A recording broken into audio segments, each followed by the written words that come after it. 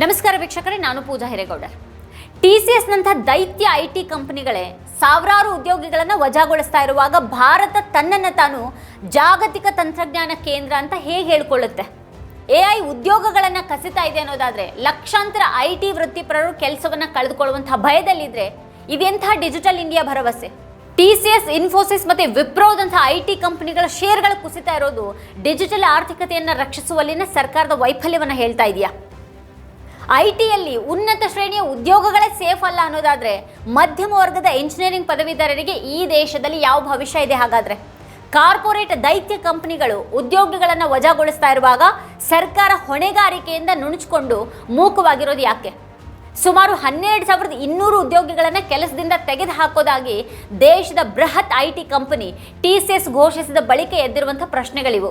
ಈ ಗಂಭೀರ ಪ್ರಶ್ನೆಗಳ ಬಗ್ಗೆನೇ ಇವತ್ತಿನ ವಿಡಿಯೋದಲ್ಲಿ ನಾವು ಚರ್ಚೆ ಮಾಡಿದ್ದೀವಿ. ಆ ಸಂಪೂರ್ಣ ವಿಡಿಯೋ ನಮ್ಮ ವಾರ್ತಾ ಭಾರತಿ ಚಾನಲ್ನಲ್ಲಿದೆ. ಕೊನೆವರೆಗೂ ಆ ವಿಡಿಯೋನ ನೋಡಿ. ಆ ವಿಡಿಯೋ ನಿಮ್ಗೆ ಇಷ್ಟ ಆದರೆ ಲೈಕ್ ಮಾಡಿ, ಹಾಗೆ ಕಮೆಂಟ್ ಮಾಡಿ.